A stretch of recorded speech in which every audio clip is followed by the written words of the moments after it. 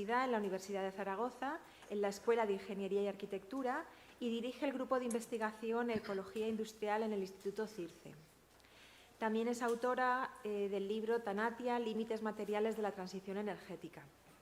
Bueno, como ya sabe, antes hemos tenido la charla con Antonio Turiel, hemos estado hablando de la transición energética y de las limitaciones de esta transición, y vamos a ver que los límites y los problemas continúan si atendemos a la cantidad y sobre todo a la disponibilidad de los materiales que necesitaríamos para realizar esa transición energética en las condiciones en la que la estamos planteando.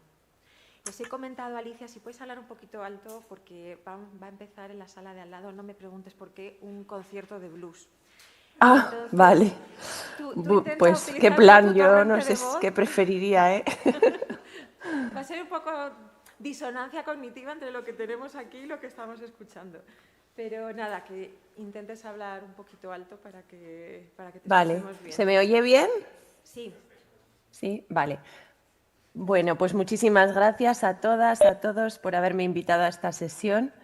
Y vaya, esto de tener de telonero a Antonio Turiel no se consigue todos los días.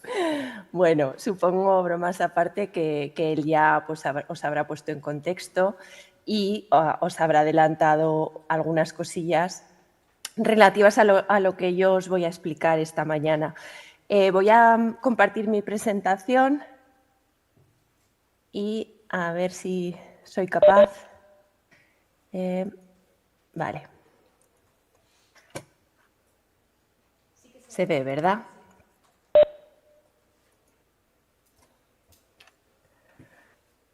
Bueno, pues como comentaba Ana, yo trabajo en la Universidad de Zaragoza y dirijo un grupo de investigación que es el Grupo de Ecología Industrial en el Instituto Energaya, antiguo Instituto CIRCE, y nos dedicamos pues a tratar de analizar cómo estamos usando los recursos, sobre todo los recursos minerales del planeta, y cómo podemos optimizar su uso tanto en industria como a nivel de policy making, ¿no? A nivel regional, a nivel nacional o a nivel europeo e internacional.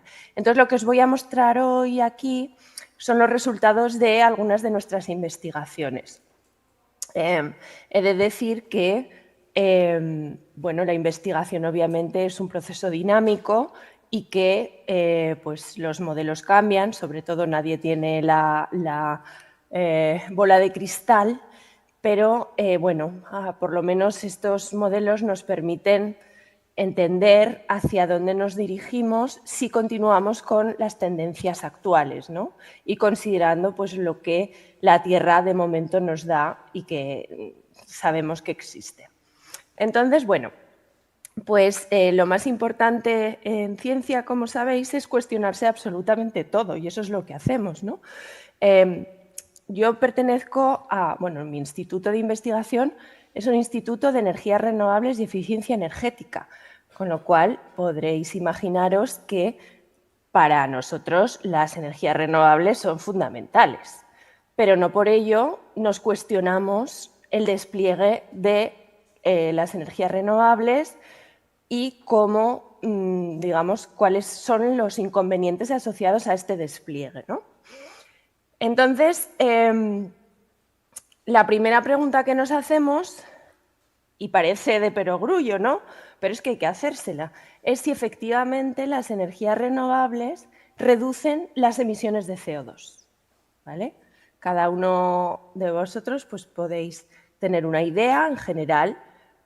Obviamente, si vamos a una economía descarbonizada, a través de energías renovables, malo será, ¿no? Que nos reduzcamos las emisiones de CO2, además de que todas las políticas tienden precisamente a hacer esa transición precisamente por no seguir consumiendo combustibles fósiles que, como os ha dicho Antonio, pues están en declive, ¿no?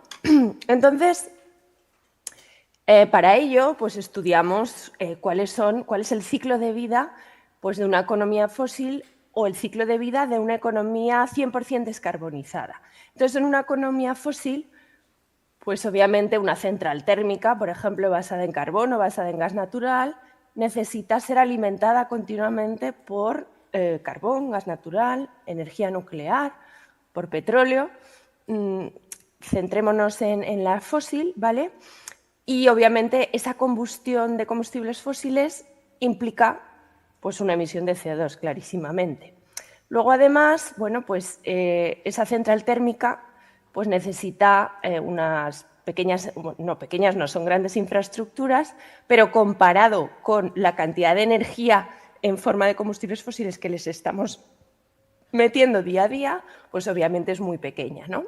De tal forma que la huella de carbono, por ejemplo, de una central de ciclo combinado de las más eficientes y de gas natural, que es el combustible más limpio, entre comillas, bueno, pues puede tener más de 400 kilos de CO2 por megavatio hora. Si nos vamos a una economía 100% descarbonizada, no quemamos combustibles fósiles, por lo tanto, ahí la energía asociada a digamos, al uso del sol o del viento o lo que sea, ese no emite CO2 porque es de origen natural. Sin embargo, lo que sí que tenemos es que construir esas infraestructuras y esas infraestructuras pues, necesitan un montón de elementos que a su vez esos elementos necesitan ser extraídos de la naturaleza hoy por hoy con energía fósil, ¿vale? Con lo cual, lo que vemos es que aunque per se las energías renovables no emitan CO2 cuando producen, sí que emiten CO2 en el proceso de producción de esas infraestructuras. A pesar de todo, por megavatio hora, la huella de carbono de, por ejemplo, la solar fotovoltaica es muy inferior a la huella de carbono del CO2, o sea, de una central de ciclo combinado de gas natural. Hablamos de 20 frente a 400.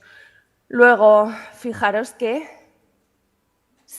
a la respuesta de si las energías renovables reducen la huella de carbono, pues la respuesta es que sí. Esto parecía evidente, pero bueno, hay que sacar cuentas, ¿no? Sí que, obviamente, emiten menos CO2, ¿de acuerdo? Claro, emiten CO2, pero como ya he adelantado, se necesitan más materias primas para producir las infraestructuras necesarias, de tal forma que lo que vemos es una tendencia completamente exponencial de la extracción de materias primas que ha habido en el pasado y con esta transición energética y digital, ojo, pues lo que vamos a ver es que se va completamente a disparar la cantidad de recursos no energéticos que vamos a necesitar. La extracción de recursos minerales es absolutamente exponencial y hemos detectado, por ejemplo, que en 22 años del siglo XXI hemos extraído tantos minerales como en toda la historia de la humanidad. El ejemplo clarísimo es el cobre. El cobre, porque algunos diréis, bueno, pero es que el litio se ha empezado a consumir hace poco. Es verdad. Pero, por ejemplo, el cobre, que se ha utilizado desde casi la prehistoria, pues, sin embargo, pues ya os digo, en un espacio de tiempo pequeñísimo, nos hemos tragado la misma cantidad que se ha extraído en toda la historia, ¿no? Y esto es preocupante porque, pues, por ejemplo, un aerogenerador necesita entre 1 y 5 toneladas de cobre por megavatio. La fotovoltaica lo mismo, 4 y 5 toneladas. Y un coche eléctrico necesita 4 veces más de cobre que un vehículo de combustión interna. Y si queremos electrificar absolutamente todo, pues vamos a necesitar mucho cobre, ¿no?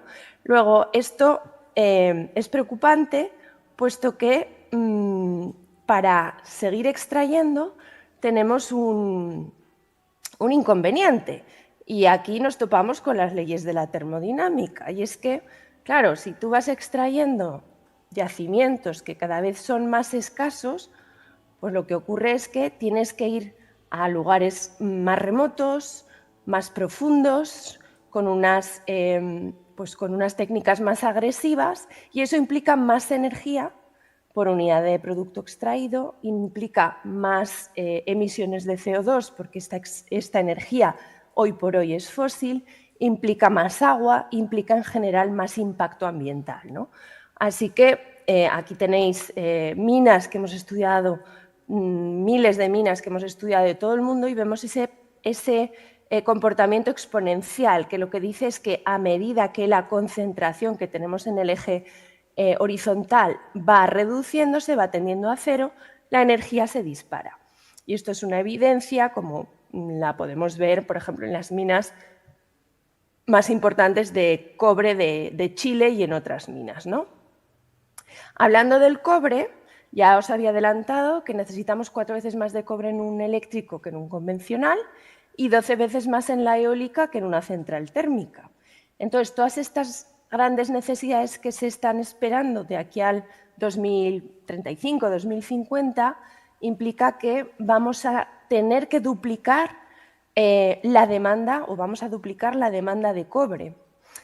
Y para cubrir esas necesidades, pues tendríamos que seguir encontrando nuevos yacimientos, en este caso de cobre, a un ritmo de descubrir el equivalente a la mina más grande que existe en la actualidad, que es la mina La Escondida. Todo esto, tendríamos que descubrir una escondida por año durante los próximos 20 años. Os podéis imaginar que aunque efectivamente las reservas suelen aumentarse, pues porque hay más interés, entonces, al contrario que ocurre con los combustibles fósiles, como os ha explicado Antonio, los yacimientos minerales no energéticos pues parece que tienen interés inversor y entonces las industrias quieren invertir, si el precio obviamente lo avala, pues la idea es invertir en seguir descubriendo nuevas reservas. Y en general las reservas, no de todos, pero en general las reservas tienden a aumentar, ¿vale? ¿Qué pasa? Que este aumento, sobre todo, irá destinado a China, que es el gran fabricante, luego hablaremos un poquito más de esto, y además es que Asia controla los nuevos yacimientos. O sea, está haciendo una política de control de vastos territorios ricos en tierras, en general en minerales críticos, pues en África, en Latinoamérica, pero mucho más que eso, pues se va a Canadá, incluso a Europa, etcétera, ¿no? Y decíamos que necesitamos encontrar una escondida cada año, pero ¿cuál es la realidad a día de hoy? Bueno, pues que los descubrimientos de nuevos yacimientos, lo que vemos es que se han reducido dramáticamente en los últimos 8 años. Esto es una combinación de que en el pasado pues, no había señales positivas para descubrir, pero la otra es que las minas cada vez están más en lugares más remotos y cuesta más encontrar nuevos yacimientos, ¿no? De tal forma que pasamos de añadir 50 millones de toneladas al año en reservas a 8 millones de toneladas al año en tan solo 10 años. Y además es que estamos haciendo trampas al solitario, porque lo que se hace en algunos casos o en muchos casos no es encontrar nuevos yacimientos, sino decir, bueno, pues un yacimiento yo lo dejo de extraer cuando su concentración llega si empezamos con el 1%, pues cuando llega al 0,5% paro. ¿Por qué? Pues por lo que os he dicho, porque se disparan los costes energéticos, ambientales, agua, etcétera, ¿no? Pero decimos, bueno, como lo necesitamos, pues vamos a exprimir un poco más el yacimiento y en vez de llegar al 5, llegamos al 4, con lo cual aumentamos las reservas, pero claro, el coste de aumentar las reservas se dispara, ¿no? Así que todo esto indica que, que estamos encontrando problemas a la hora de satisfacer la demanda. Así que necesitamos más cantidad y más variedad de recursos minerales no energéticos y además tenemos un problema adicional que es que las tecnologías limpias, entre comillas, pues tienen una vida útil más corta que las convencionales. Hablamos de, pues en las renovables de 20-30 años frente a 40 o 60 de las centrales térmicas. Los coches eléctricos tienen el problema de la batería, de la autonomía de la batería y de la vida útil de la batería, ¿no? Entonces, pues ahora mismo estamos hablando de 10 años, ¿vale? Podemos estirarlo un poquito más, pero es un hándicap importante, y frente a pues, 12 o 20 años de los coches de combustión interna. Y luego tenemos también, pues, no solo que hablar de las tecnologías limpias, sino también de la digitalización, porque hablamos de los smartphones. En general estamos rodeados de tecnología por todos sitios y parece que tenemos que constantemente renovar nuestro teléfono móvil o los aparatos, el ordenador, etc., ¿no? Por lo tanto, esto todavía añade una dificultad adicional, que es la de la vida útil más corta y esa renovación constante de tecnologías, ¿no? Claro, os había adelantado que a medida que vamos a yacimientos más profundos, pues lo que ocurre es que aumentan los impactos, y no sé si habéis visto alguna vez, habéis tenido la ocasión de ver alguna mina. Una mina, normalmente son minas a cielo abierto porque son más baratas. Entonces lo que hacemos son unos agujeros tremendos en la superficie de la Tierra que tienen pues una pinta cónica, ¿no? Entonces, a medida que se van agotando las principales o las partes superficiales, tenemos que ir bajando, tenemos que ir continuando, digamos, profundizando en la corteza terrestre, y eso implica aumentar el agujero, ¿vale? Esto es un cono, entonces si tú bajas más abajo tienes que aumentar más la base del cono, ¿no? Y eso pues tiene unos efectos ambientales que obviamente no son despreciables. Y aquí aparece el efecto NIMBY. El efecto NIMBY, not in my backyard, es decir, yo no quiero una mina cerca por todos los efectos ambientales y sociales que genera. Así que en Europa pues hemos ido relegando la minería, en general todo lo que es la industria extractiva, la hemos ido relegando a terceros países, a África, a Latinoamérica, a China, pero a áreas remotas, a bosques tropicales, al Ártico, al permafrost, minería profunda y oceánica, que también se está hablando de ella, pero claro, no somos conscientes de que necesitamos esas materias primas y que somos especialmente vulnerables de terceros países, ¿no? Entonces tenemos aquí esa contradicción de yo quiero renovar mi teléfono móvil, que a su vez depende de elementos como el coltán, que proceden del Congo, u otros elementos que producen en mayor parte de China, ¿no? Y ese impacto ambiental, que ahora se ve sobre todo en terceros países, pues aumenta, porque por otra parte, claro, si estamos extrayendo en terceros países con peores estándares ambientales y sociales, pues aparecen problemas muy graves en cuanto a daño a la naturaleza y daño a las poblaciones, ¿no? Pues aparecen problemas sociales como la explotación infantil, aparecen problemas ambientales como zonas completamente contaminadas. Aquí veis, por ejemplo, la mina de Grasberg en la provincia de Papúa, en Indonesia, que es la mayor mina de oro del mundo. Y aquí veis pues, el río Agua, no sé cómo se pronuncia bien, pero esto es una imagen satelital donde el violeta oscuro refleja el material de los residuos de la mina. Os podéis imaginar que ahí no existe vida animal ni vegetal, ¿vale? Entonces, estos problemas asociados a la minería, sobre todo en lugares con pocos estándares ambientales, pues están apareciendo, han aparecido durante muchos años, y entonces surgen estas contradicciones, ¿no? Que contaminen los otros. Continúo, si puedo. Aumentan las protestas, amenazas de nacionalización de minas y aumento de regalías, desplazamiento de poblaciones indígenas, como en Perú, en Chile, en Ecuador. Todo esto está, bueno, está documentado, está reflejado, y cuando hablas con gente de allí, pues te cuentan auténticas barbaridades, ¿no?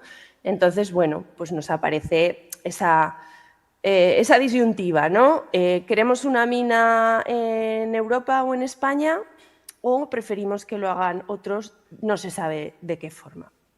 En definitiva, las emisiones de CO2 de las energías renovables efectivamente son positivas respecto de las tradicionales, pero esa transición energética y digital también implica mayores materiales, es decir, un mayor consumo de materias primas que son escasas, y también no solo en cantidad, sino también en variedad, ¿vale? Es decir, que pasamos de una dependencia de combustibles fósiles a una multidependencia casi de la totalidad de la tabla periódica.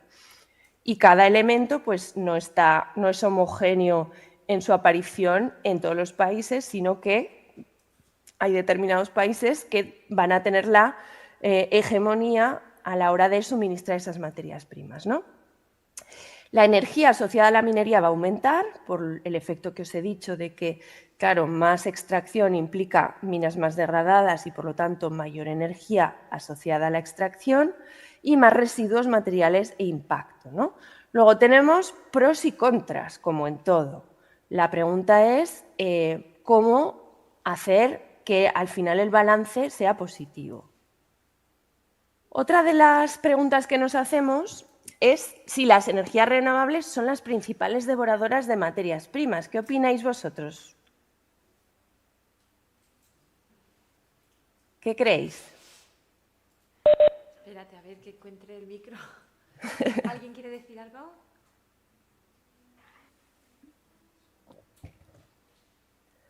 ¿Se anima alguien? O a ver, o por el chat. Es que tenemos dos grupos. Uno... Sí. Vale, por aquí nadie dice nada.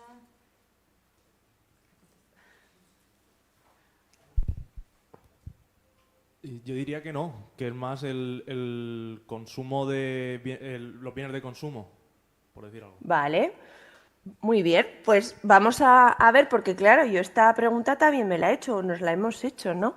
Porque estamos culpabilizando a las energías renovables de este mayor demanda de materias primas, y realmente son las mayores culpables de este asunto. Bueno, pues hemos hecho análisis de varias tecnologías energéticas, por supuesto, como por ejemplo los aerogeneradores. Bueno, los aerogeneradores tienen metales que son comunes para, pues, por ejemplo, para el acero, aleaciones de molibdeno, cromo, manganeso, obviamente el cobre para níquel también, el cobre para todo lo que es la electrificación, el zinc por el galvanizado, aluminio para aligerar, y luego tienen las denominadas tierras raras, que ahora está como súper de moda, ¿no? Lo de las tierras raras. Las tierras raras son el conjunto este de 17 elementos de la tabla periódica, más estos de aquí, el escandio y el itrio. Es decir, que estos vendrían después de estos, ¿vale? O sea, aquí escandio y itrio, luego vienen todos estos y luego vienen estos de aquí abajo. Bueno, pues las tierras raras, ¿para qué se utilizan? Pues se utilizan fundamentalmente para los motores, porque forman parte de imanes muy fuertes, imanes que se denominan imanes permanentes. En particular, se habla mucho del neodimio, del praseodimio y del disprosio, sobre todo, también el terbio, ¿vale? Pero cuando hablamos, a veces se denominan a los imanes neodimios. No sé si lo habéis escuchado alguna vez. En ingeniería es muy típico de hablarlos de neodimios, claro, porque son imanes muy potentes, ¿vale? Y el hecho de que sean imanes muy potentes lo que hace es que, obviamente, la eficiencia en la conversión de energía mecánica a energía eléctrica es muy buena. Y con poca superficie, pues podemos conseguir efectos mayores, ¿no? Entonces, cualquier motor hoy en día tiene las denominadas tierras raras. Así que todo lo que sea, pues eso, todo lo que tenga algún tipo de motorcillo y la electrónica en general va a tener tierras raras. Pero la eólica pues claro, tenemos esas góndolas tan impresionantes, pues tienen una cantidad de imanes permanentes que son muy, pues muy demandantes de estas tierras raras. Sin embargo, las tierras raras ni son tierras ni son raras, ¿vale? Son elementos y no son raros porque en realidad son bastante abundantes. Existen tierras raras en España y en general en cualquier lugar donde tú tengas hierro, pues ahí aparecen las tierras raras, pero tienen ese pequeño inconveniente de que primero son difíciles de separar entre sí, ¿vale? El lantano, cerio, preoxidio, neodimio, etcétera. Tenemos las tierras raras ligeras y las pesadas, que son las que están aquí al lado, pues son difíciles de separar entre sí, necesitan mucha energía para poderse separar. Y la otra es que tienen el pequeño inconveniente de que les gusta mucho aparecer con elementos radioactivos. Así que cuando tenemos un yacimiento de tierras raras, pues es muy probable que esté asociado a algún tipo de elemento radioactivo y, por lo tanto, pues extraer de forma segura, tanto social como ambientalmente, pues es cuestionable. Entonces, claro, ¿quién ha sido el mayor productor de tierras raras del mundo hasta hace bien poco? Pues ha sido China, con una gran mina en Bayanovo, en la Mongolia china, y ha suministrado el 90% de las tierras raras a todo el mundo. Os podéis imaginar la contaminación que hay en los alrededores de esa mina, pero ha sido ha conseguido la hegemonía absoluta de las tierras raras. Y había otras minas, por ejemplo en Estados Unidos, había otras minas de tierras raras, pero claro, la competencia con China es tan brutal, no tenía esos estándares, por lo tanto, pues dejó de funcionar. Con la nueva necesidad de materias primas, pues se han abierto nuevos yacimientos o se han reabierto yacimientos, como este que os digo de Estados Unidos. Y en general, fue en el 2010 cuando hubo un conflicto entre China y Japón, un conflicto por aguas para pescar, pues que lo que ocasionó fue que China dijo, así, ¿me tocáis las narices? Pues olvidaros de las tierras raras chinas, ¿vale? A Japón. Si queréis tierras raras, nos compráis los aerogeneradores. No vale con comprarnos las tierras raras baratas y que vosotros generéis los aerogeneradores. De tal forma que estas tierras raras se convirtieron en la primera señal de alarma, igual que ocurrió con la crisis del petróleo en los años 70, en donde hubo un embargo de petróleo, pues ahora ese primer embargo de tierras raras lo que hizo fue alarmar a todos los países, decir, ostras, que es que somos completamente vulnerables con China especialmente, y algo hay que hacer. Y entonces a partir de este punto aparecen pues listas de materias primas críticas, como estrategias para volver a reindustrializar y a empezar otra vez con la actividad extractiva en distintos países que las habían relegado, y así sucesivamente. Por ahí preguntaban que también se están interesando por las tierras raras de Ucrania. Lo que está ocurriendo es que se está hablando de tierras raras a los minerales críticos. Es verdad que hay tierras raras en Ucrania, pero tiene otras cosas que son incluso más interesantes, ¿vale? Entonces, bueno, sí, efectivamente se habla de tierras raras, o sea, hay tierras raras. Trump quería hacer Trump o Zelensky querían hacer un trueque de paz por tierras raras, etcétera, que no ha salido muy bien, pero insisto que ojo, porque muchas veces se habla de tierras raras incorrectamente cuando lo que se quiere decir es materias primas críticas, porque ya digo que las tierras raras no son tan raras como su nombre indica, ¿vale? Entonces, esto en cuanto a la energía eólica. La energía fotovoltaica, pues hay de varios tipos. La energía fotovoltaica convencional basada en el silicio. El silicio es un elemento crítico, el silicio porque necesitamos claro, no puedes coger silicio de la arena, sino silicio de alta pureza, ¿no? Pero sobre todo lo que es crítico son las nuevas tecnologías asociadas a los paneles fotovoltaicos de capa fina, los flexibles, ¿vale? Los denominados CICs, los de telururo de cadmio, pues que contienen galio, contienen germanio, indio, selenio, teluro, y estos sí que son elementos críticos. Lo que se está viendo, no obstante, es que estas nuevas tecnologías que parecían muy prometedoras y lo son, pues no se están desarrollando tanto precisamente pues, por los problemas que se ven de escasez de materias primas y se está apostando más por las tecnologías en silicio, que aunque el silicio también es crítico, silicio de alta pureza, no tanto como estos otros elementos. Si nos vamos a las telecomunicaciones, en general a todo aquello que contenga electrónica, ¿vale? Pues lo que encontramos es que nuestro teléfono móvil puede tener 30 o 40 elementos distintos. Fijaros el tesoro que tenéis en vuestros bolsillos. Todo lo que tiene electrónica, pues tiene obviamente elementos aleantes, refractarios del acero, esto es normal, pero luego pues el indio para la pantalla táctil, todo lo que son semiconductores para permitir pues, que las cosas funcionen, tierras raras para los motores, litio para las baterías, molibdeno, sodio, potasio y así sucesivamente.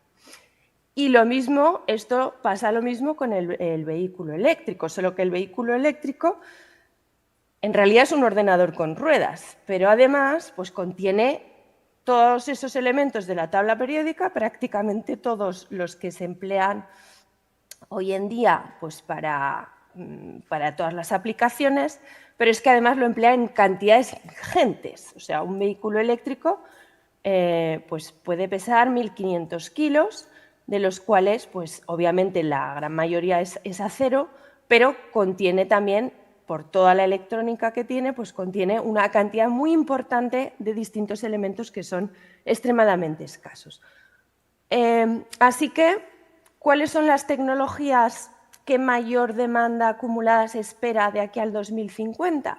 Pues en un estudio que hicimos con un proyecto del Ministerio y también con la ONG Amigos de la Tierra, analizando pues, la electricidad renovable, infraestructura eléctrica, almacenamiento energético, el hidrógeno verde, la movilidad eléctrica o los aparatos eléctricos y electrónicos, si os dais cuenta, aquí lo que tenemos es mayoría de verde, ¿no? O verde azulado. Bueno, pues ese verde azulado es la movilidad eléctrica. El gran elefante en la habitación es la movilidad eléctrica con mucha diferencia. Luego, los principales devoradores de materias primas no son las renovables. No son las renovables, como comentabais. ¿Quién es el principal devorador de materias primas? Hoy por hoy es el vehículo eléctrico, porque dominan la demanda de metales que son comunes y abundantes, entre comillas, como el aluminio o el cobre, pero además van a casi acaparar toda la demanda de manganeso, cobalto, níquel o litio, es decir, los metales asociados a la batería, de tierras raras para los metales de los motores, y el hidrógeno verde, que también se está hablando mucho, pues este va a tener que acaparar pues, una gran parte del grupo de los platinos por los electrolizadores que necesitan pues, esos catalizadores basados en metales del grupo de los platinos, ¿vale? Entonces, como veis, la demanda va a estar asociada sobre todo al vehículo y esto hace indudablemente que el vehículo eléctrico sea también el sector más vulnerable de todos los que hay, pero me atrevo a decir que no solo es el vehículo eléctrico. Cualquier vehículo, aunque sea de combustión, en realidad es un ordenador con ruedas y, como habéis visto, todo lo que tenga electrónica pues tiene mucha posibilidad de pues de fallar el suministro en algún elemento. Y si no, no sé si os acordáis, con la pandemia hubo una escasez de microchips y el sector que más sufrió fue el de la automoción. Y los microchips que pesan 10 gramos, 10 gramos en un coche de 1000 kilos es que no es nada. Sin embargo, hizo parar meses, cadenas enteras de automóviles. Por lo tanto, eso no es importante, digamos que tengamos suficientes materias primas de todo, porque si no nos frena el crecimiento de la economía, sobre todo española, que está pues muy relacionada con el sector de la automoción, ¿no? Otra de las preguntas que nos hacemos es si hay suficientes materias primas para abordar la transición energética. Esto supongo que también os lo habrá comentado un poquito Antonio. Hemos analizado minas de todo el mundo, hemos hecho estudios de proyección considerando pues, los datos registrados y publicados en cuanto a reservas y recursos. ¿Qué diferencia hay entre reservas y recursos? Reservas es la cantidad que yo sé fehacientemente que hay de una determinada materia prima y que puedo extraerla con los precios actuales y con la tecnología actual. En general, las reservas tienden a aumentar y los recursos son cantidades hipotéticas de lo que se piensa que puede existir en el planeta, pero que no se sabe a ciencia cierta y, en cualquier caso, no todos estos recursos son explotables a día de hoy, pues porque las concentraciones son muy bajas o porque están en lugares inaccesibles, por lo tanto, no podremos acceder a ellos, al menos en el corto medio plazo, ¿no? Bueno, pues estudiamos los picos, os habrá explicado los picos, Antonio, del petróleo, del carbón, de la nuclear, del gas natural, pues nosotros estudiamos los picos de los minerales. El pico es el momento en el cual la producción deja de aumentar. ¿Por qué? Pues básicamente porque los yacimientos empiezan a dar señales de escasez. Nosotros, bueno, lo hacemos considerando aspectos de calidad a través de la termodinámica y lo que hemos determinado que las reservas, el pico de las reservas de muchas de estas materias primas podría haberse alcanzado ya. Las reservas es la cantidad que podemos extraer a día de hoy.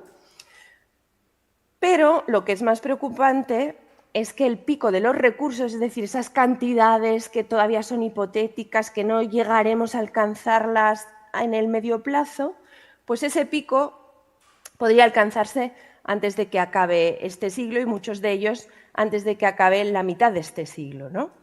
Lo que nos dice que, ojo, porque aquí puede haber una desconexión y ya se ve que hay una desconexión entre demanda y oferta, ¿vale? ¿Vamos a ser todos capaces de permitirnos el suministro de materias primas? Siendo que a medida que vayan escaseando, pues los costes aumentan y por lo tanto los precios van a aumentar, ¿no? Y una de las críticas que suelen hacerse a estos tipos de estudios es, pero vamos a ver, es que la Tierra está por explorar, es que hacen falta, o sea, las reservas aumentan. En la mayoría de los casos, en general, vamos cada vez más aumentando la exploración y vamos encontrando nuevos yacimientos, como ocurre, por ejemplo, para el litio, ¿no? El litio tradicionalmente se ha extraído de la roca, el espodumeno o espudumena de Australia, pero ahora se están aumentando mucho las reservas, pues extrayendo los salares del Triángulo del Litio, de la zona de Argentina, Bolivia y Chile, la zona de Atacama, el salar de Uyuni. Ojo con los problemas ambientales que esto tiene, que no me voy a meter, pero que no son para nada desdeñables. Entonces, bueno, lo que vemos es que efectivamente las reservas pueden aumentar. Entonces, ante esta crítica, pues hemos hecho estudios. ¿Qué pasa si aumentasen las reservas, ¿no? Para el caso del litio, si consideramos unas reservas pues poco optimistas, publicadas, pues encontraríamos que las reservas de litio alcanzarían el pico en el año 2032, o sea, aún nos quedan algunos años.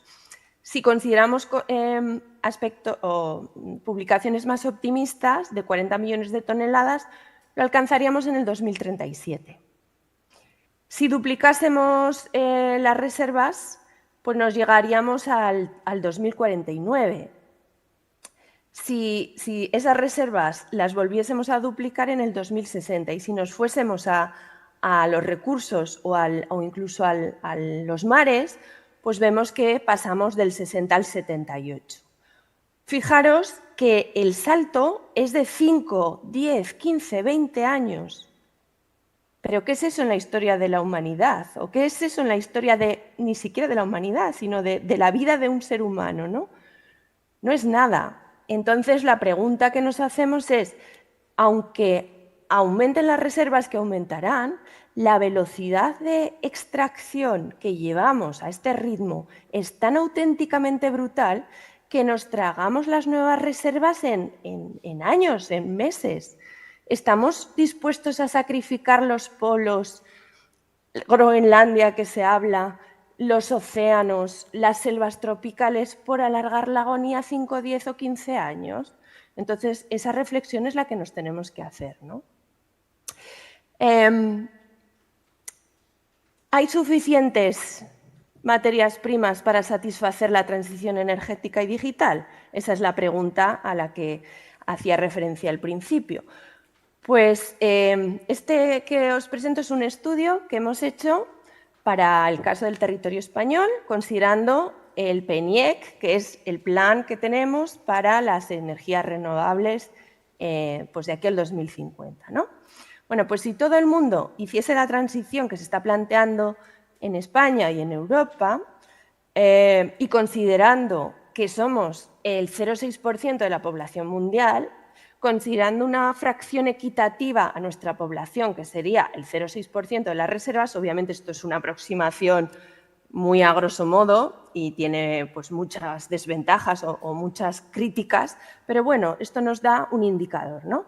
Pero si todo el mundo hiciese esa transición, pues las reservas de cobalto no darían, fijaros, necesitaríamos casi 3 veces las reservas de cobalto actuales, aumentar 3 veces las reservas de cobalto, las de níquel, las de litio también superadas. Y esto es solo considerando los sectores de la transición energética y digital. Ahora añádele todos los demás sectores, por lo que vemos que el cobre estaría en peligro, la plata lo mismo, el níquel también, etcétera, ¿no? Por lo tanto, ¿podremos hacer la transición energética y digital en España? Probablemente sí, en Europa también. A lo mejor encontramos problemas puntuales de suministro. Pero claro, ¿podemos asegurar que esa transición energética se puede hacer a nivel global? Pues no. Y esto que llevamos muchísimos años alertando, más de 20 años alertando, pues parece que ahora hasta la Agencia Internacional de la Energía lo reconoce. La Agencia Internacional de la Energía, os habrá explicado Antonio, que es una agencia pues muy conservadora en sus estimaciones y parece que todo más o menos se irá cumpliendo, ¿no? Se irá satisfaciendo. Pero es que ya nos están diciendo que, ojo, porque vamos a tener que multiplicar por mucho la demanda de litio, pues más de 40 veces, de grafito, de nuevo las baterías, de cobalto, de níquel, manganeso, tierras raras o cobre, ¿no? Y esto pues, pone en riesgo la propia transición energética y digital. Y si hiciésemos estudios de oferta y demanda, este estudio lo hicimos ya hace bastantes años, en el 2017, pues nos dimos cuenta que 12 o 13 elementos podrían estar en riesgo. De estos 12 o 13 elementos que estudiamos en el 2017, pues obviamente, claro, nosotros damos tendencias si las cosas van como se estaban llevando hasta ese momento, ¿no? Claro, los fabricantes no son tontos. Por ejemplo, los fabricantes de fotovoltaica que necesitan plata para los conductores, pues lo que hacen es, si la plata escasea y encima es cara, vamos a reducir la cantidad de plata que tienen los paneles fotovoltaicos y así sucesivamente. Por lo tanto, ahora, por ejemplo, la plata ha bajado mucho y está empezando a salirse de esa lista de, ojo, porque puede ser un elemento, un bottleneck, ¿no? Un elemento que hará que no haya suficiente oferta frente a la demanda que se necesite. Entonces, a la respuesta de ¿hay suficientes materias primas para la transición energética? Esto es un sí, no.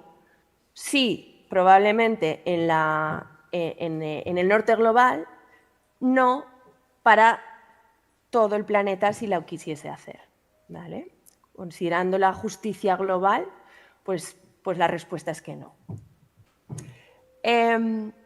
Y ahora, otra de las grandes preguntas. Ante este problema, que está, pues como he dicho, es aceptado, la Agencia Internacional de la Energía lo ha aceptado y lo ha alertado, todos los gobiernos lo han alertado. Una de las propuestas que se hacen, además de reindustrializar y volver a la minería, como hemos dicho, la otra es apostar fuertemente por la economía circular. Entendida, aunque se habla de economía circular, en su mayor significado de la palabra, sobre todo lo que se habla es de reciclado. O sea, vamos a reciclar todo lo que podamos, ¿no?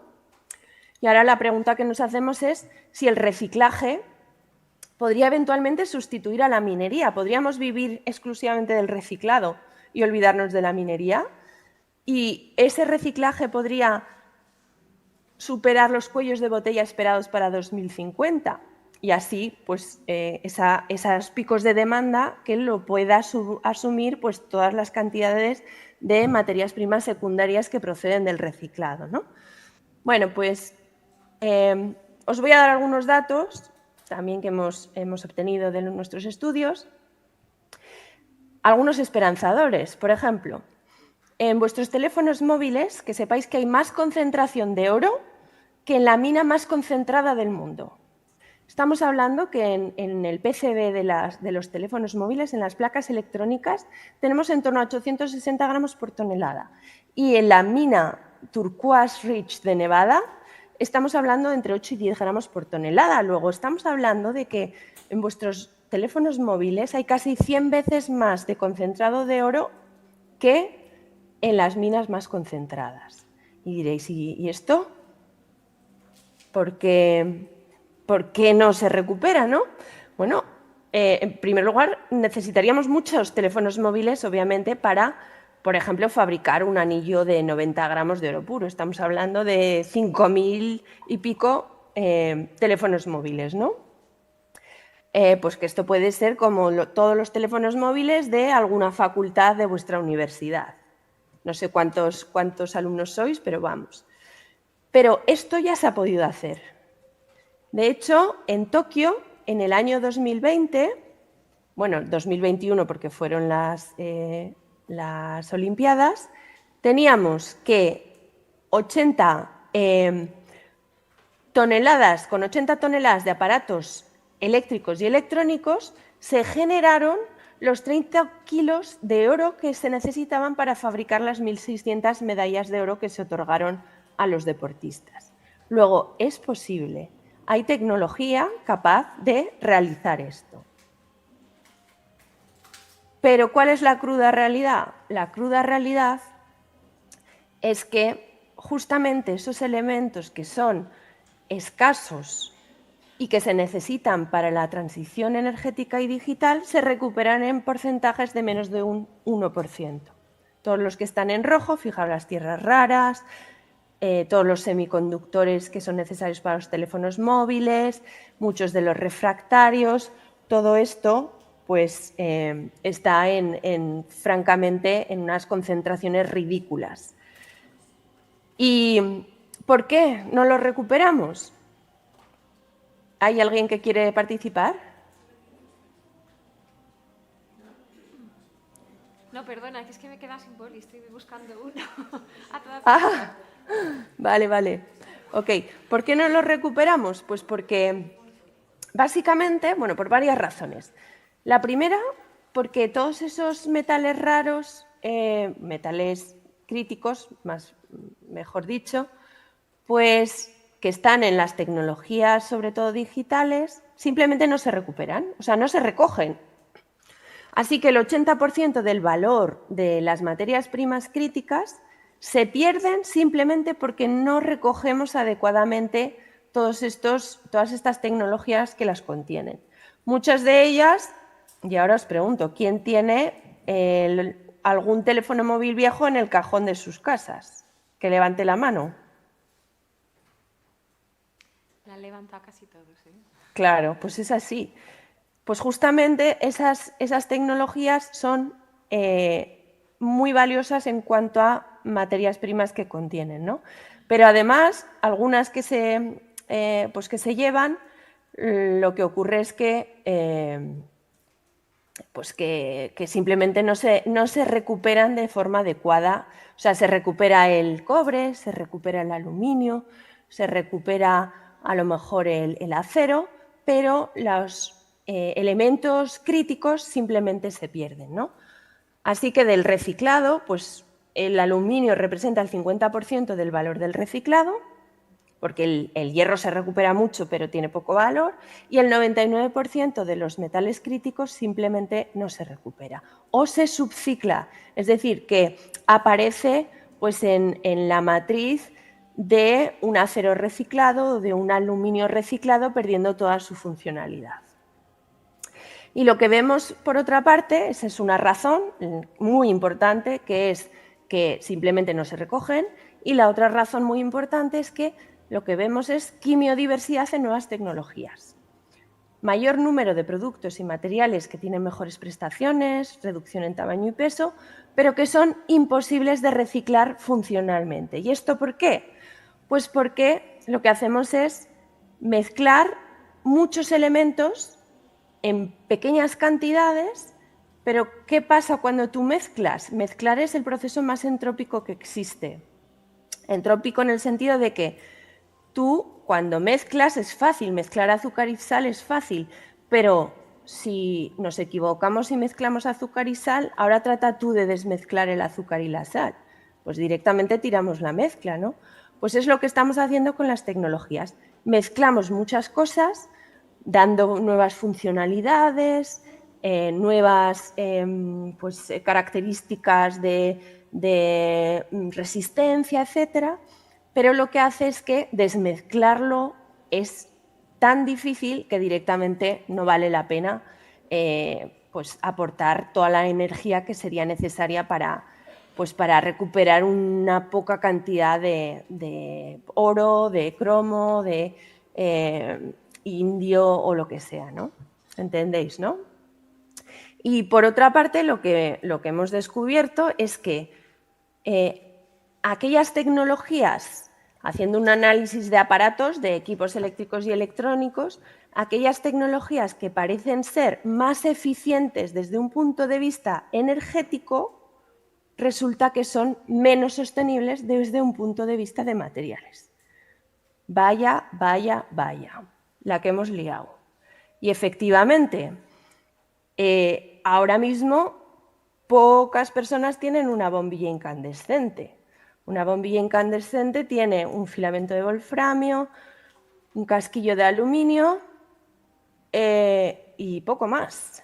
Y una bombilla LED equivalente, o las equivalentes, la cantidad en LEDs equivalentes a una incandescente, pues tiene indio, tiene galio, tiene arsénico, tiene tierras raras que son imposibles de reciclar funcionalmente.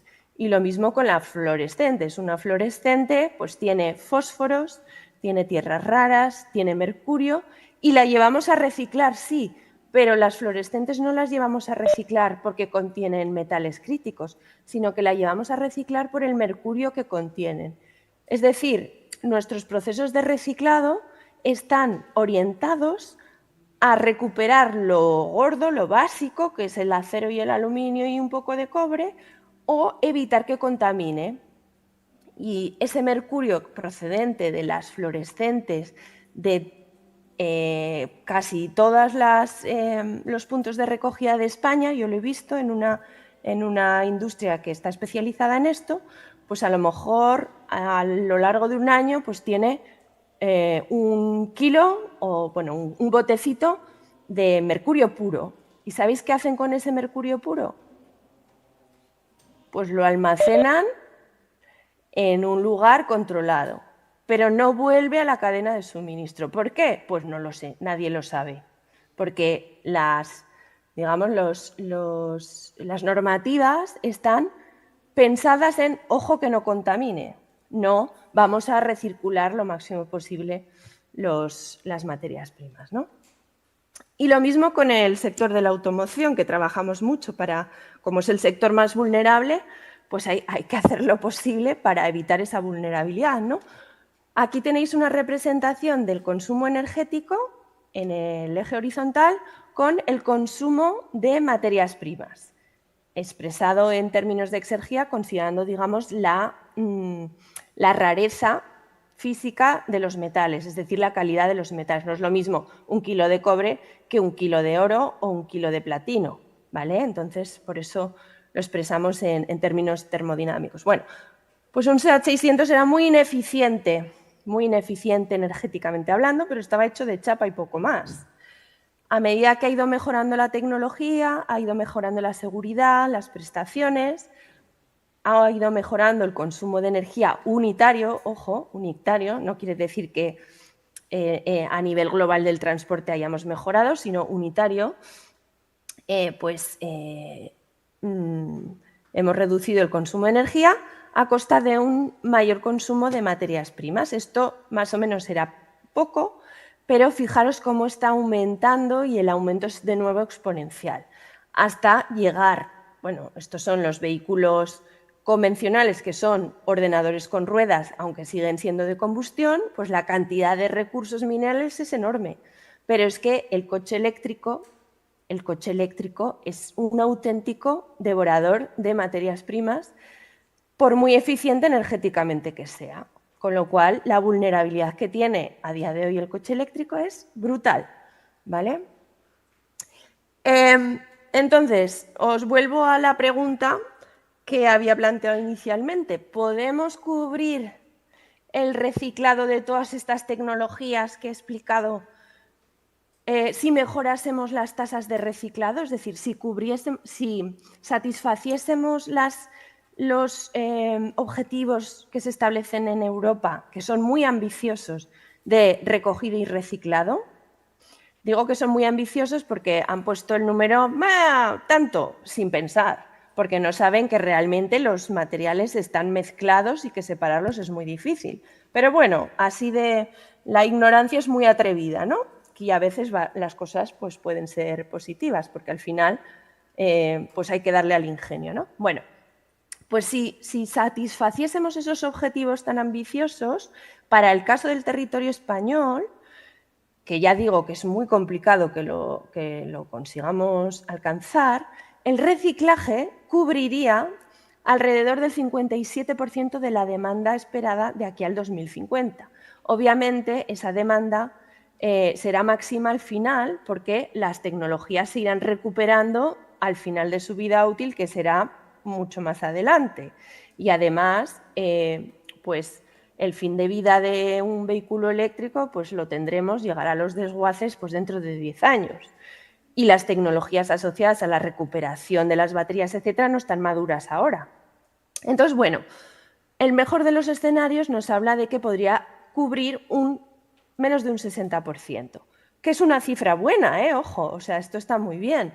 Pero claro, ¿y de dónde viene el otro 40%? Pues el otro 40% tiene que venir de la minería sí o sí.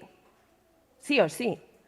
Y la minería, como nos están diciendo en Europa, a ser posible que sea doméstica, es decir, en nuestro territorio. Si no es en España, que sea en Francia, que sea en Polonia, es decir, en territorios amigos, ¿no? ya ni siquiera Estados Unidos es un territorio amigo.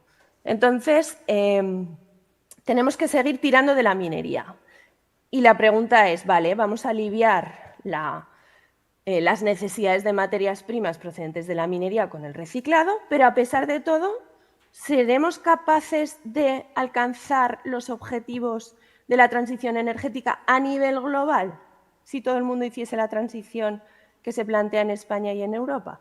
Pues la respuesta es que no. A pesar de todo, estamos todavía con déficits en metales tan importantes como el cobalto, como el níquel, como el litio. El cobre baja, pero también es crítico porque hay muchos otros sectores. En definitiva, el reciclaje no puede sustituir a la minería. No puede sustituir a la minería. Y el reciclaje tampoco puede superar los cuellos de botella esperados para 2050.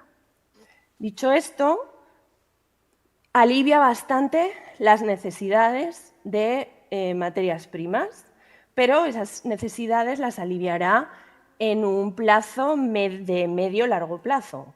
Hablamos de cercano al 2050. Hay que hacer muchísimos esfuerzos todavía en el reciclado, porque queda mucho por hacer, pero son necesarios.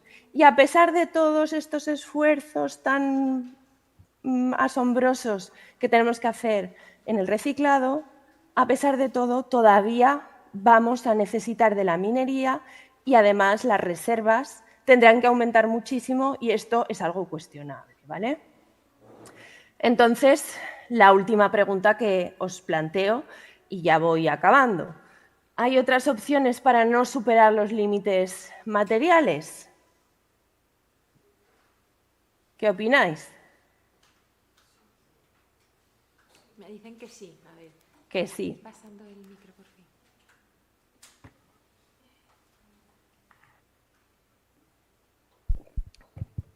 Vale, a ver, sí, pero sería cambiando completamente la forma de movernos y la forma de existir en el planeta. No podemos seguir con nuestro ritmo de vida habitual y superar los límites. Muy bien, y en el chat también están dando algunas de las opciones, ¿no? Hablan de fomentar el consumo, evitar el efímero consumo de los productos, durabilidad, adaptarse y reducir nuestros patrones de consumo. El tema de la movilidad es muy importante y efectivamente, la pregunta que os hago, ¿qué es más importante? ¿Eficiencia energética o eficiencia en el uso de materiales? ¿Qué creéis?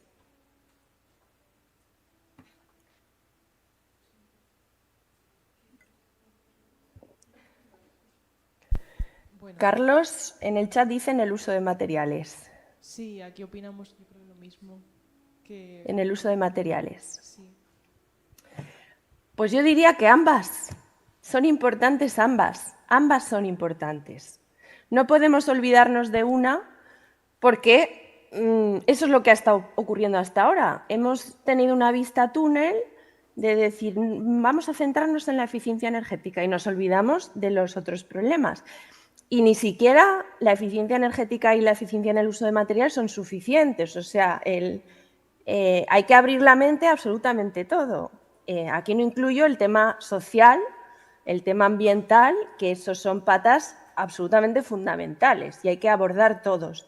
Yo, como no soy experta en ciencias sociales, pues me dedico a lo fácil, que es la eficiencia energética y la eficiencia en el uso de materiales, pero no hay que descuidar absolutamente nada, ¿no? Pero yo me invitaron, bueno, trabajamos mucho con el grupo Volkswagen y me invitaron a dar unas charlas allí y dije, pues yo no me voy a callar. Así que les dije, necesitamos ambos y lo que tenemos que hacer es back to the roots, back to the future. Vuelta a las raíces, vuelta al futuro. Y les planteé que teníamos que ir a una ingeniería del botijo y decían, madre mía, pero esta mujer ¿qué me está diciendo, no? Pero ahora lo vais a entender. Fijaros, un botijo es una invención maravillosa. maravillosa. No sé quién lo inventó, pero tendrían que haberle dado el premio Nobel. Porque mantiene el agua fría, tiene eficiencia energética sin yo aportarle energía. ¿Vale? El botijo respira, ¿sabéis? Tiene un proceso psicométrico que lo que hace es que, si tú lo dejas al sol, el botijo respira y el agua permanece fría. Tiene un diseño simple, materiales locales y baratos, es robusto, es fácil de reparar y de reciclar porque solo tiene un material. Y además crea sentido de la comunidad. Es maravilloso. No sé si allí supongo que conocéis el botijo, ¿no? Sí, ¿no? Yo me acuerdo con mi abuelo, en la finca de mi abuelo, mi padre que son 7 de familia, más hijos, más nietos, pues imaginaros 30 personas como mínimo, todos bebiendo del mismo botijo y haciendo competiciones de a ver quién tenía el chorro más largo. Bueno, pues el botijo se ha sustituido por latas de refrescos, por botellas de agua de un solo uso, con los problemas de los microplásticos, etc. Vuelta a las raíces, vuelta al futuro. No hace falta reinventar la rueda, ¿vale? Pero no solo eso, no solo necesitamos calidad en los productos, la ingeniería del botijo, necesitamos calidad en los procesos. Porque una fábrica de automóviles, les decía yo a ellos, produce un coche cada 2 minutos. Pero no tenéis vergüenza, les decía, de que esa misma fábrica es incapaz de desensamblar un solo vehículo.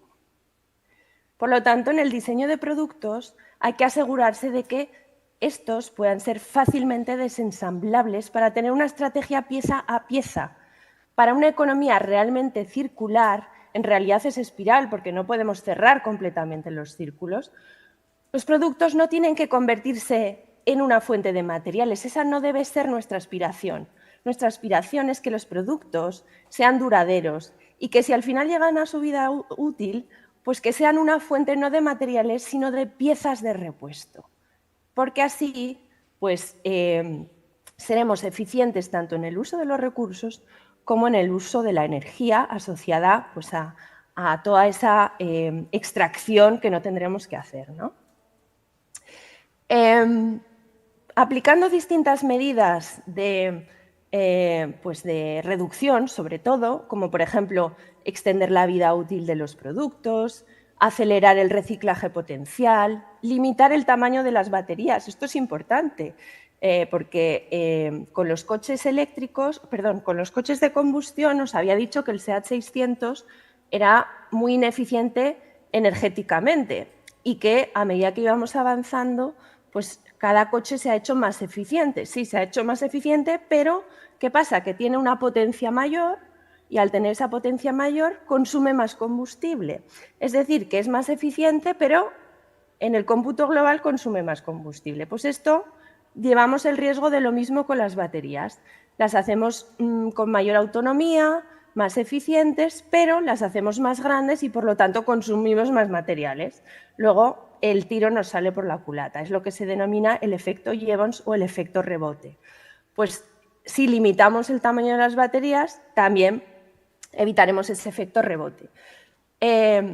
También el tema de la segunda vida de baterías, un escenario de movilidad alternativo. Claro, es que si hemos dicho que el vehículo es el elefante en la habitación, pues obviamente todas las medidas encaminadas a la movilidad van a tener un efecto muy grande en el uso de materias primas, ¿no? Bueno, pues si conseguimos algunas de estas medidas que son poco ambiciosas, o sea, no cambian nuestra forma de vivir, sino simplemente hacen un mejor uso de los recursos, pues reducimos drásticamente la cantidad de recursos que vamos a necesitar. ¿Y qué pasa? Pues que estas tecnologías, esto no se está hablando, no hay políticas de reducción, pero es que otro estudio que hemos hecho ahora con Amigos de la Tierra, el efecto de alargar la vida de un teléfono móvil o de una computadora es enorme en comparación con el efecto de reciclar. El efecto de reciclar, fijaros, con reciclado y sin reciclado, os lo paso las dos. ¿Veis? Con reciclado, sin reciclado, prácticamente es nada. O sea, el efecto del reciclado tiene una reducción en las emisiones de gases de efecto invernadero muy pequeñas en comparación con alargar la vida útil de los productos. Duplicar la vida útil de los productos, como un teléfono móvil o un ordenador, implicaría, por ejemplo, de aquí al 2050 en acumulado, que podríamos suministrar la electricidad de los hogares de toda Zaragoza, yo vivo en Zaragoza, en 10 años. O ahorrar 10 veces la producción anual de España. Luego, fijaros el efecto tan enorme de algo tan sencillo como la durabilidad, ¿vale? El derecho a reparar, el efecto de abolir la obsolescencia programada, ¿no? Y otro asunto, y con esto termino, muy importante, y es que las materias primas son muy baratas. En general, los recursos que proceden de la naturaleza son muy baratos. Y esto es un ejemplo que pongo a veces, y digo, y a mis alumnos también, digo, bueno, esto de aquí, no sé si algunos habéis estado en Zaragoza, esto es la Basílica del Pilar, es una de las catedrales que hay en Zaragoza, y digo, la vendo, os la vendo. ¿Cuánto me dais por ella? Bueno, os la pongo al precio del ladrillo, al mejor ladrillo que hay en el mercado, el mejor de todos. Y considerando que tiene unas dimensiones muy grandes, muy monumentales, aquí veis la gente frente a las dimensiones de las torres, etcétera, pues se me han salido unas cuentas de que la vendo por 2 millones de euros. ¿Qué os parece? ¿Me la compráis? ¿Sí o no? Dicen que sale muy barato. Barato, ¿no? Pues es que el Producto Interior Bruto y otros indicadores económicos no tienen en cuenta a la naturaleza para nada, solo tienen en cuenta cuánto me ha costado producir un determinado bien. Es decir, pagamos más el ingenio del ser humano, que el hecho de que a la naturaleza le ha costado miles de millones de años concentrar las materias primas, concentrar los combustibles fósiles, etc. Y otra cosa importante, y es que si nosotros extraemos lo fácil hoy, ¿qué les va a quedar a las futuras generaciones? Van a tener que irse a los polos, a las zonas remotas, a los océanos, a extraer o a exprimir el último miligramo que quede de oro, de indio o de lo que sea. Cuanto más escaso sea un recurso, mayor es la deuda que tenemos hacia la naturaleza y hacia las generaciones futuras. Porque el capital mineral es un patrimonio natural de los que viven hoy, pero también de los que van a nacer, y debe valorarse de forma justa para crear un verdadero sentido de la conservación. En definitiva, ¿hay otras opciones para no superar los límites materiales? Pues sí, sí que las hay. Naturalmente que las hay. Para ello, hay que planificar adecuadamente la transición. ¿Cuáles son los recursos realmente necesarios que tenemos? ¿Cuáles son los sectores más importantes que cubren las necesidades básicas de las personas? Tenemos que repensar cuáles son las necesidades humanas.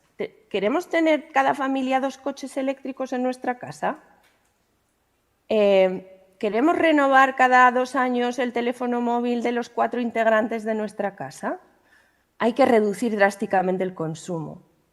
Y para ello es esencial valorar adecuadamente los bienes de la naturaleza, que son escasos, y que yo compro un aparatejo en AliExpress que tiene una mochila energética ya solo de CO2 brutal, a lo mejor lo compro por 1 euro o en Shein algo de ropa, y todas esas materias que han sido necesarias para producirlo directamente se pierden, pues porque llega aquí, además de toda esa mochila, directamente pues no me vale y lo tiro. Pero como me ha costado 1 euro, pues me da igual.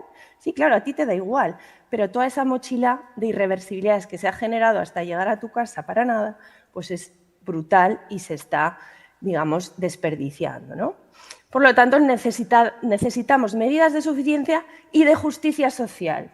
¿Por qué? Pues porque en el norte global probablemente vamos a ser capaces de continuar tal y como estamos durante mucho tiempo. Seguir renovando nuestros teléfonos móviles, aunque probablemente cada vez sea más complicado.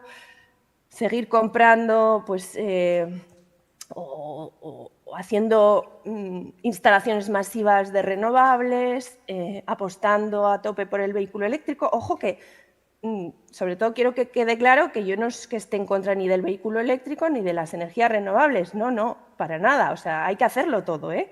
Pero la pregunta es si lo vamos a hacer tal y como se está planteando, si es posible pintar de verde la economía tal y como se está planteando, ¿no?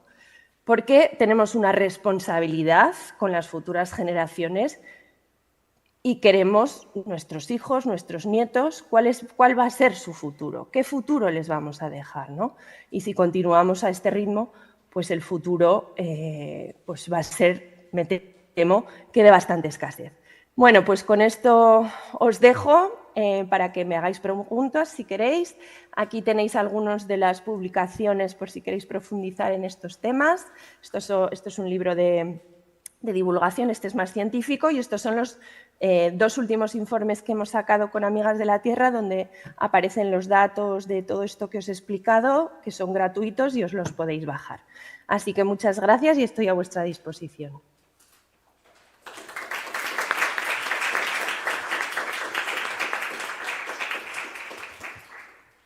Alicia, muchísimas gracias por esta extraordinaria presentación. Me imagino que tendrán muchas dudas. Ya han cogido el micro, o sea que ya les dejo. Yo tengo una duda porque has hablado mucho de minería y sí que he oído en alguna gente que se podía tachar de tecno-optimista la posibilidad de la minería espacial. No sé si eso lo has llegado a concebir como algo remotamente viable o posible. La minería de asteroides, bueno, pues es otra de las locuras de Elon Musk y otros. Y bueno, pues eventualmente no digo que no pueda ser una realidad, pero los consumos energéticos, si ya de por sí son brutales, el ir al Ártico o la minería profunda, pues imagínate el salir de la Tierra. Entonces yo hoy por hoy no lo veo como una posibilidad y en cualquier caso justamente esto es lo que no hay que hacer, decir, bueno, ya encontraremos algo y no cogemos al toro por los cuernos, ¿no? Es decir, la reflexión es que así no podemos seguir así, es que en un planeta finito no caben deseos infinitos y tenemos un solo planeta. Y el que se quiera ir a otros planetas como algunos privilegiados, pues ya se verá si eso puede ser factible en un futuro, ¿no? Entonces yo creo que no. Tenemos que ser realistas y ser conscientes de lo que tenemos actualmente y que hay que optimizarlo.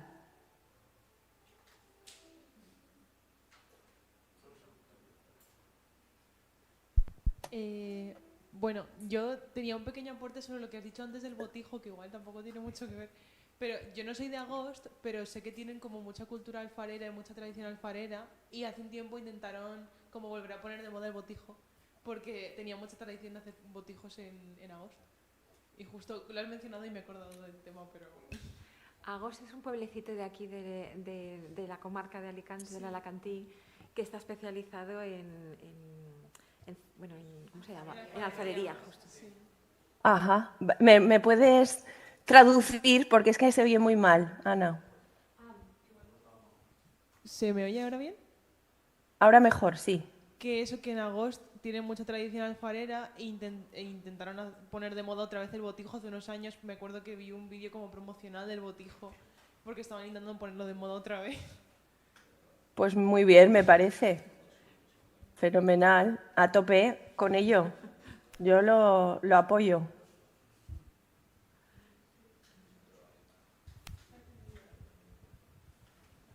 Bueno, eso será una creación de puestos de trabajo con los botijos, pues aquí en Alicante, en la universidad, hay aproximadamente 30.000 estudiantes y harían 30.000 botijos nuevos. No está malo, ¿eh? Bueno, otra pregunta. Hablaste mucho de minería suelo a cielo abierto y entonces la pregunta, o sea, y del consumismo y del usar y tirar. Esto se creó más o menos a mitad del siglo pasado y no se pensaba tanto en el reciclaje, ¿no? Entonces, se ha hecho algunas catas en vertederos para encontrar a lo mejor materiales que tú mencionaste y están ahí, digamos, fácil realmente de recuperar, y lo que tú decías, para recuperar a lo mejor de un móvil necesitas tanto. Pienso ahora en el cobre, por ejemplo, ¿no? En obras se tira un montón de cobre, los restos, perdón, los restos que se tira al suelo se recoge y luego van al vertedero, como un ejemplo solo, ¿no? Y hay otros materiales también, por supuesto, ¿no? Entonces, ¿existen este tipo de estudios a nivel nacional o internacional también? Sí. La minería urbana pues está hablando como una de las alternativas para suministrar recursos, ¿no? Recursos secundarios. Una de ellas es los relaves de las minas, es decir, las escombreras, porque una mina, pues cuando produce, pues se queda con la ganga, se queda con lo más valioso de lo que extrae. Pero en las escombreras ahí quedan pues cantidades o concentraciones de minerales, o bien que están en menor concentración de la requerida, del mineral principal, o bien otros elementos que en su día pues no eran interesantes de extraer, pero que a día de hoy sí que lo son. Entonces se está mirando en distintos yacimientos o minas que han sido abandonadas, en las escombreras se están analizando la posibilidad de volver a reabrirlas para tratar esas escombreras que, por otra parte, muchas de ellas son peligrosas porque tienen metales pesados que contaminan, ¿no? Entonces, esa es una de las actividades que está haciendo el ICME y nosotros hemos colaborado con ellos para establecer, para conocer un inventario más o menos de residuos de minería que podrían ser eventualmente explotadas, pero luego, por otra parte, no tanto en vertedero como comentas, hacer catas de vertedero, sino simplemente hacer una estimación de la cantidad de productos que están puestos en el mercado y que eventualmente podrían recuperarse para extraer sus materias primas críticas. Y de hecho eso es lo que os he mostrado, ¿no? Pero para ello, en los vertederos actuales, en realidad la concentración de esos minerales críticos no es muy alta porque simplemente es que no se recogen, o sea que al final todos estos materiales o bien quedan en nuestros cajones o bien se exportan sobre todo a China. Entonces somos doblemente vulnerables porque dependemos de las materias primas y de las tecnologías chinas, y vulnerables porque les devolvemos en forma de basura todos nuestros productos tecnológicos. Entonces ahora ese chip está cambiando y en Europa se está favoreciendo pues eso, el que seamos capaces de extraer en nuestro propio territorio, ya sea de minas propias o de residuos de minas, y también de todas esas tecnologías que las usamos y que al final las podríamos recuperar en forma de materias de secundarias que se dice, pero que pueden ser tan buenas como las que se extraen directamente de la naturaleza. Vale, ¿alguna pregunta más?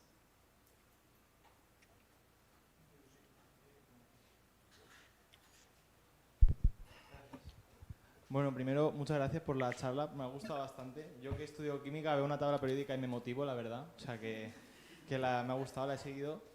Y yo tengo una pregunta con el tema del transporte. O sea, el tema del motor térmico y el coche eléctrico. Porque, por ejemplo, cuando al principio de la presentación sí que has mencionado que el coche eléctrico se estima que su vida útil puede ser de unos 10 años por el tema de las baterías. Y entonces, claro, mi pregunta es, ¿tiene sentido querer reemplazar el parque móvil, por ejemplo, si tienes un coche diésel, un motor térmico que vaya bien? ¿Tiene sentido reemplazar ese coche que va bien por otro coche que no sé el balance, no sé las emisiones que puede conllevar el hacer el motor, la batería, la contaminación de sacar todo el litio, todos los litros de agua que creo que se usan para hacer las baterías? ¿Tiene sentido reemplazar un coche que vaya bien, no alargar su vida, como hemos comentado, de la largascencia, todo eso, simplemente por pasar una tecnología que creo que es un poco prematura, porque creo que el coche eléctrico... A ver, esto es algo muy personal, cada uno lo decide, pero el balance suele ser en favor de alarga la vida útil de lo que tienes todo lo que puedas, ¿vale? Y cuando ya no dé más de sí, entonces plantéate el vehículo, al menos esa es mi estrategia personal que os la digo en confianza, ¿vale? Mi confianza es que yo mi Seat Ibiza lo voy a mantener hasta que diga basta, ya tiene 16 años. Del 2009, pues 16 años. Y va perfectamente y no me lo voy a cambiar. Entonces, pues eso. Ese sería mi consejo. Y también, pues que creo que cada uno de nosotros tendría que hacer una reflexión interna de qué pequeñas cositas pueden cambiar en su día a día. Yo la he hecho, ¿eh? Y ahora pues voy al trabajo, voy en bici o en patinete eléctrico y bueno, pues también en mi forma de alimentarme, de comprar los productos, la alimentación, el tema de comprar, pues alargar la vida de los productos, en fin, que son cosas muy, muy básicas y muy pequeñas que no han, al revés, yo creo que a mí personalmente han mejorado mi calidad de vida. Entonces creo que si todos nosotros hiciésemos esos pequeños cambios, pues probablemente el impacto puede ser muy grande y puede ser sobre todo multiplicador, porque la presión social de abajo arriba pues puede al final encender la chispa que realmente necesita el planeta para cambiar de rumbo. Y visto lo visto, la otra estrategia de arriba abajo pues justamente va en la dirección contraria, hablo a nivel mundial, ¿vale? Vale, muchas gracias. A ver, aquí hay dos preguntas más. Voy a contestar. Para arriba, ponerlo siempre para arriba. Te voy a contestar más o menos proyectos que existen en ciertos países. Por ejemplo, en Suecia no se paga el IVA sobre el servicio de reparación, por ejemplo, para evitar precisamente esto, o sea, lo que dice Alicia, alargar la vida. No te oigo, perdona, ¿eh? Habla más ¿No? fuerte y enciende el micro, por favor. ¿Está para arriba? Pues acércatelo más a ¿Sí? la boca. ¿Me oyes ahora? Mejor, sí. No, quería contestar al compañero aquí delante que por cambiar o no cambiar a lo mejor un producto por otro, en Suecia se ha reducido o se ha quitado el IVA en el servicio de reparación para productos, ¿no? que tiene posibilidad de reparar y evitar, por una parte, lo que tú has expuesto del uso de materiales y evitar más basura, etcétera, etcétera. O sea, ahí no es una cuestión personal de usar o no usar, sino a nivel estatal te da medidas, ¿no? Para, digamos, fomentar unas políticas para reducir ciertos desgastes. Y la compañera quería también... De hecho, una buena noticia, que el otro día estuve en una mesa de trabajo sobre pues, un plan para las materias primas en España. Una de las medidas que se va a poner en marcha es reservar un fondo para ayudar a las familias a los que quieran reparar los productos. Entonces, bueno, pues se les dará una compensación económica no sé en qué cantidad, pero esto ya existe también en Francia, que se les paga la mitad del arreglo, ¿no? Pues tú llevas tu televisor a arreglar y te dan el 50% de bonificación de lo que cuesta el arreglo. Estas son medidas, pues bueno, muy interesantes y creo que pueden hacer cambiar un poco el chip de esta sociedad del consumismo. Hola, Ya la no última sé si me pregunta. oyes. Bueno, muchas gracias por la ponencia. Yo quería decir que con lo que has dicho respecto al cambio de abajo arriba, del cambio de los individuos y que todos tomemos decisiones más sostenibles, a pesar de que me parece una cosa súper lógica, en la vida real y en el día a día, tomar decisiones sostenibles implica más dinero. Por ejemplo, para nosotros los estudiantes, el hecho de comprar comida sostenible o bio, como los productos bio, implica un gasto mucho mayor de dinero. O cuando estamos hablando de ropa, obviamente todos podemos reducir nuestra cantidad de ropa que compramos, pero la ropa más, o sea, el pantalón más barato que yo me pueda comprar obviando Shein, que me va a costar casi lo mismo a lo mejor que irme a Zara ahora, es caro. Entonces, y Zara sigue, o sea, utilizando técnicas como la deslocalización y contribuyendo un montón al cambio climático, con lo cual realmente el hecho de tomar decisiones sostenibles en ese sentido lo veo un poco inviable. O sea, sigo pensando que el cambio debería ser más institucional y a pesar de que las grandes empresas obviamente no van a tomar estas decisiones porque no les viene bien y llevan el capitalismo a rajatabla, confiar, o sea, basar toda nuestra confianza en el cambio individual me parece un poco idealista. No sé qué opinión tienes tú respecto a eso. Sí, pero no. O sea, estoy de acuerdo en parte, pero, a ver, yo creo que es fundamental que obviamente vayan de la mano las instituciones del movimiento social, ¿no? Y en cuanto a lo que dices, te entiendo, pero es que creo que estamos engañados. O sea, es que nos engañan directamente. Parece como que, o sea, nos bombardean como que lo barato es lo mejor y tienes que comprártelo porque tal, pero luego te das cuenta que las cuentas no salen. Y aspectos de, pues, o sea, cada vez más hay plataformas colaborativas. Yo misma, a ver, realmente no es que yo no necesito ahorrar en determinadas cosas, pero no sé, por conciencia social, yo cuando tengo la necesidad de algo, lo primero que hago es mirar en Wallapop, así de claro. O sea, yo soy la número 1 de Wallapop.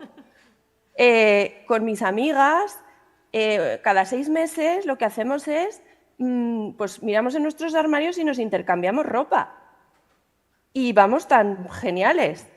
Entonces, no es más barato ser más, no es más caro ser más eficiente. Hay que ser creativo y hay que, sobre todo, tener en cuenta que en muchos casos nos están vendiendo la moto de que irte a grandes plataformas, etcétera, es mucho más económico y no es así. No sé si conocéis la plataforma Too Good To Go, que te hacen, tú puedes, o incluso lo que decías de la comida bio, que yo ni siquiera estaba hablando de la bio. Si hacemos bio, pues mucho mejor. Yo hablo de comprarle a la tienda de abajo, de tu casa. Pero el tema es bio, pues hay cestas ecológicas que tú puedes compartir con tus vecinos, etcétera. Compartir pues herramientas, en fin, que hay múltiples oportunidades y múltiples formas de optimizar nuestros recursos y que no nos vendan la moto de que las grandes superficies, ir a China, etcétera, es lo más barato, porque no es así, porque además lo barato muchas veces sale caro.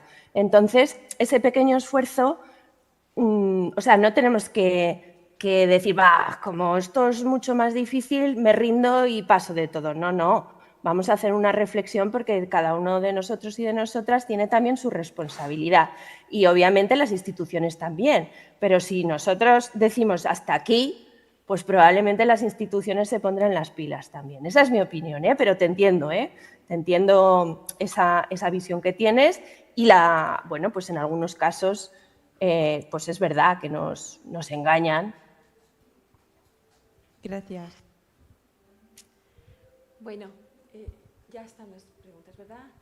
Yo creo que también vamos a dejar a Alicia que descanse, que también hoy es sábado y estará esperando a su familia. Bueno, pues Alicia, muchas gracias también por esta última parte, porque justo nos abre las puertas para el bloque 4, que es el de las transformaciones sociales por todas partes, ¿no? Desde arriba abajo y de abajo arriba. Pero eso ya lo comenzaremos el sábado próximo. Ahora continuamos con este bloque 3 y de verdad que te agradezco en nombre de todas las personas que están aquí y del alumnado que está online. A ver, ¿no te molesta cómo te tratan? Ah, vale. Ahora miramos eso. Que ha sido un placer y creo que ha sido muy instructiva, muy amena y ha estado espectacular. Muchas Bueno, gracias. pues muchas gracias y dentro de poco estaré allí en Alicante, en vuestra tierra. Bueno, un abrazo, que vaya muy bien. Hasta luego. Ya hablaremos del Too Good To Go la semana que viene, ¿vale? Yo creo que a Alicia la dejamos y es que han hecho aquí una pregunta. Perfecto. Ya. Muy bien. Venga, muchas gracias, Alicia.